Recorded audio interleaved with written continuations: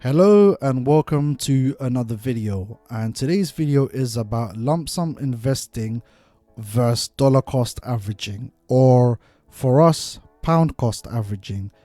It's just pound cost averaging doesn't have a ring to it like dollar cost averaging does. So for the title, I probably will put dollar cost averaging. Anyway, we'll be talking about which is the best method for you when it comes to investing. So without further waffling along, let's get started. So when it comes to investing, there is two popular method. There is the lump sum investing, where you get a big amount of cash and you just sling it into the market, or you spread it into the market, drip feeding. And it is a personal choice, but let's see which one comes out on top, because both of them have their pros and cons. So let's start by lump sum investing.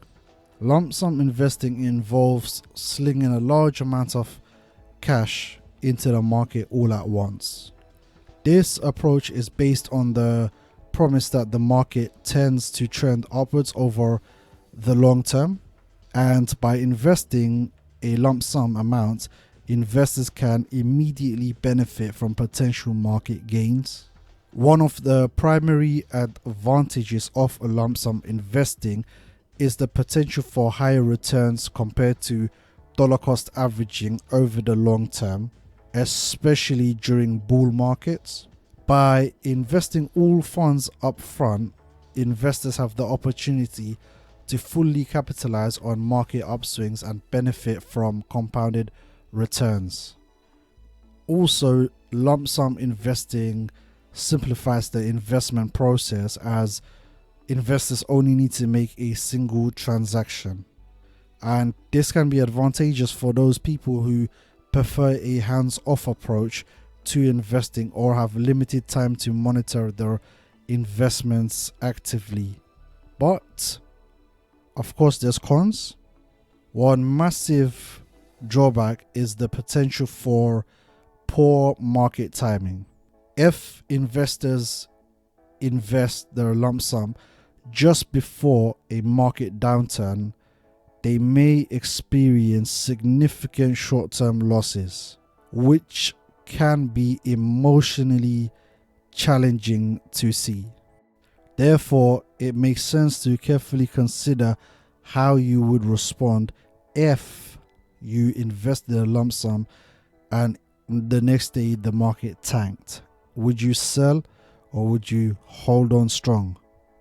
Majority of people sell, and that's where they make losses. So if you're one of those people who can't bear to see that, then lump sum investing might not be the best approach. Now let's talk about dollar cost averaging, DCA.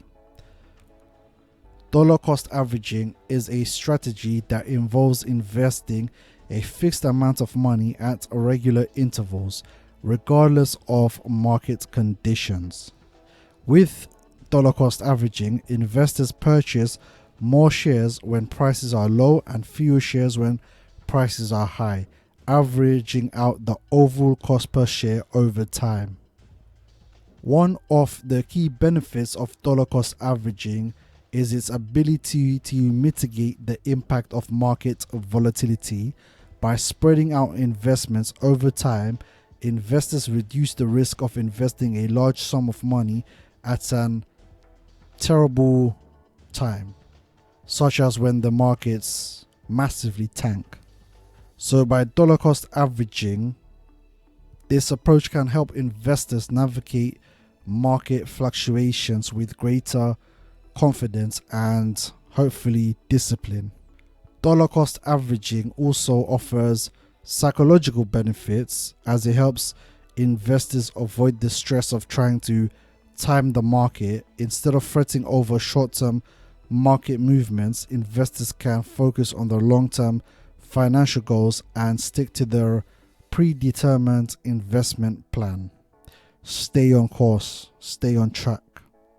But as usual, it's not all roses and sunshine, because it's important to note that dollar cost averaging may result in lower returns compared to lump sum investing during bull markets.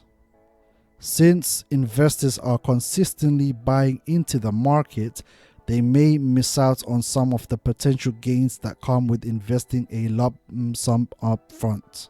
Now, Vanguard did a fantastic study on lump sum investing versus dollar cost averaging, and they basically found out that regardless of which period, lump sum investing always beat dollar cost averaging.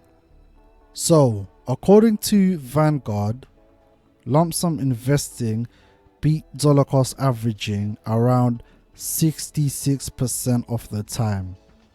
The study also found the longer that you dollar cost averaged over, the longer the period that you dollar cost averaged over, so the more you spread out the drip feed into the market, the more likely you are to underperform lump sum investing, which basically means the quicker that you can get your money into the market, the better statistically, which makes sense. Now, the thing is, those were averages. So on average, lump sum investing beat dollar cost averaging 66% of the time. But then that also means dollar cost averaging beat lump sum 34% of the time. So if you're someone that likes to dollar cost average, it's not like you're gonna get pummeled into oblivion. You still have a good chance of making a good amount of returns close to lump sum investing, and in some certain circumstances you might even do better than lump sum investing. Now, the end results that were modeled by the Vanguard study weren't vastly different between either if you lump sum invested or dollar cost averaged.